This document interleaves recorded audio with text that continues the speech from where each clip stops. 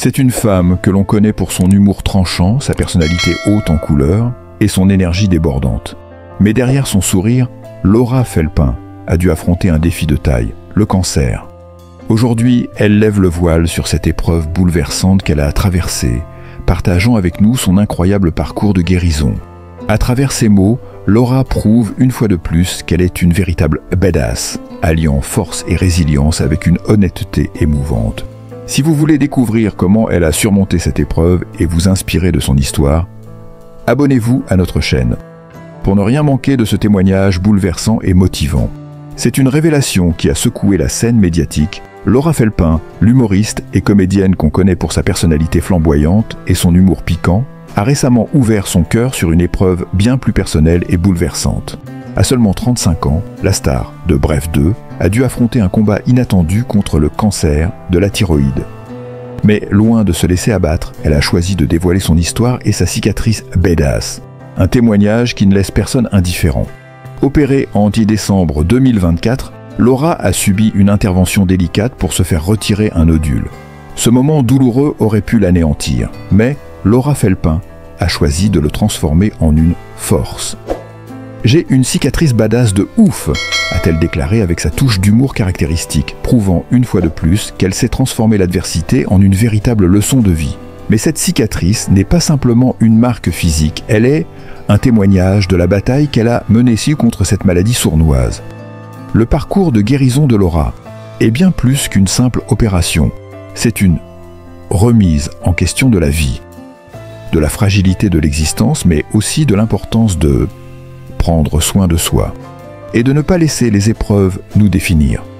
Ce qui rend Laura Felpin encore plus inspirante, c'est sa capacité à faire face à l'adversité avec le sourire.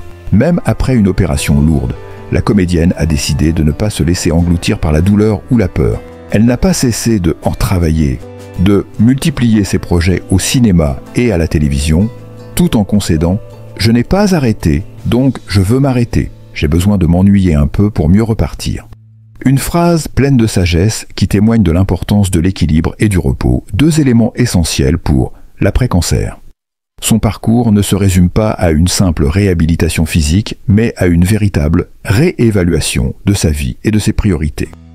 Tout en continuant à avancer avec son humour et sa bonne humeur légendaire, elle prend également le temps de se reposer et de se recentrer sur elle-même. Pour Laura, c'est une manière de reprendre le contrôle de sa vie et de son bien-être après une épreuve aussi violente. Mais ce qui marque également dans son récit, c'est l'admiration profonde qu'elle ressent envers le personnel hospitalier. Laura Felpin a pris le temps de saluer le courage et le dévouement des soignants, qu'elle décrit comme des héros anonymes, qui l'ont accompagnée avec une gentillesse et une compétence exceptionnelles.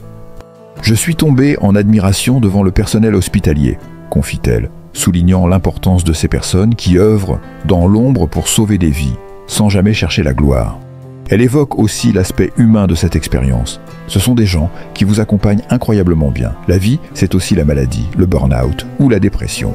Ces mots résonnent comme un appel à la solidarité et à la reconnaissance envers ceux qui nous aident à traverser nos moments les plus sombres. Mais Laura Felpin ne se contente pas de parler de son combat personnel. Elle veut aussi briser un tabou qui touche beaucoup de gens, celui de garder secrètes nos luttes personnelles et de ne pas en parler ouvertement. Dans un monde où l'on est souvent poussé à cacher nos faiblesses pour préserver une image de force, elle se veut un modèle de transparence. Elle déclare « Tout le monde veut préserver le secret autour de la santé, mais je pense que c'est important d'en parler publiquement. Pour moi, ça fait partie de la vie. » Sa volonté de partager son expérience va au-delà de la simple confession personnelle. Elle souhaite encourager les autres à ne pas avoir honte de leur fragilité. Dès lors qu'on commence à se cacher, entre nous, ça crée quelque chose de pas très sain, ajoute-t-elle. Ces propos sont un appel à l'authenticité, à la vulnérabilité et à l'importance de se soutenir mutuellement dans les moments difficiles. En parlant de son combat, Laura Felpin témoigne d'une sagesse nouvelle qu'elle a acquise dans la douleur. Elle admet que, même après sa guérison, elle devra prendre des hauts médicaments à vie. Un fait qu'elle accepte avec une philosophie admirable. On oscille ainsi entre des moments très intenses qui nous font comprendre que tout ce qui nous entoure est d'une grande fragilité.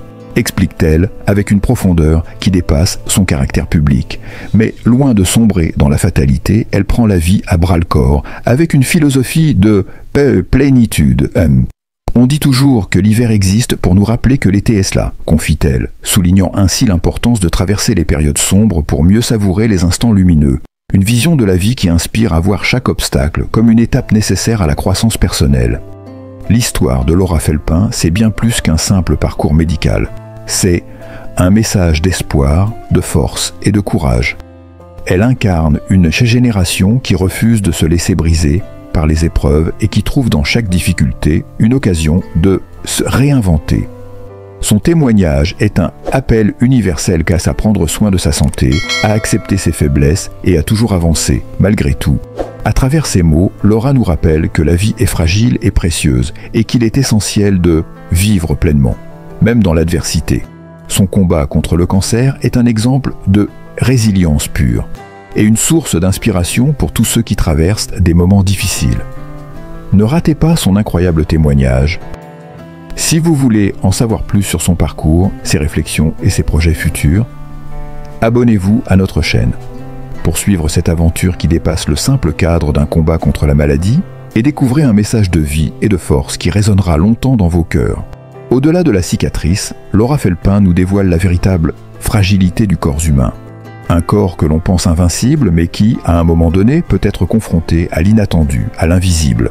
Après avoir subi l'opération en décembre 2024, Laura ne cache pas la réalité de sa douleur. Elle raconte comment, du jour au lendemain, son quotidien a été bouleversé. Comment elle a dû repenser chaque aspect de sa vie, non pas dans l'urgence, mais dans la co-conscience. Que la maladie ne fait pas de distinction.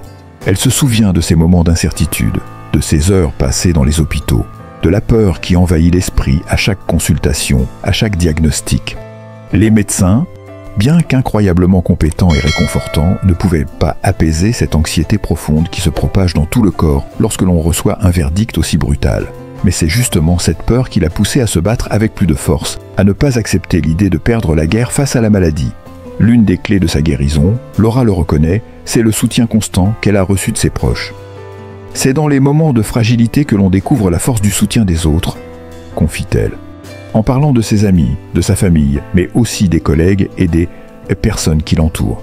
Dans son travail, Laura affirme qu'il est crucial de ne pas traverser une épreuve aussi difficile seule. Ses petites attentions, ses gestes d'amour et de bienveillance ont été son moteur pour avancer, malgré les obstacles. Mais ce soutien, elle n'en a pas seulement bénéficié dans sa vie personnelle. Dans le milieu professionnel, Laura a été soutenue par des collaborateurs compréhensifs qui lui ont permis de continuer à travailler tout en prenant soin de sa santé. La solidarité dans le milieu du travail, c'est essentiel. Selon elle, c'est cette solidarité qui permet de créer un environnement propice à la guérison. La question se pose, comment une humoriste peut-elle continuer à faire rire, à divertir, lorsqu'elle-même fait face à une épreuve aussi difficile que le cancer? Pour Laura, la réponse est simple. L'humour est une arme de résistance. Elle a toujours su que son humour pouvait l'aider à affronter les pires situations. Lors de ces moments de douleur, elle n'a pas hésité à rire d'elle-même, à aborder les choses avec légèreté, à tourner en dérision ce qu'elle vivait. C'est dans ces moments-là, lorsqu'elle raconte ses anecdotes avec ses proches à l'hôpital, qu'elle a su trouver la force de garder la tête haute. De plus, l'humour lui permet de remettre en perspective sa situation. En dédramatisant les moments difficiles, elle parvient à s'y apaiser son esprit et à surmonter les angoisses qui accompagnent le processus de guérison. C'est ce qu'elle qualifie de rire pour ne pas sombrer.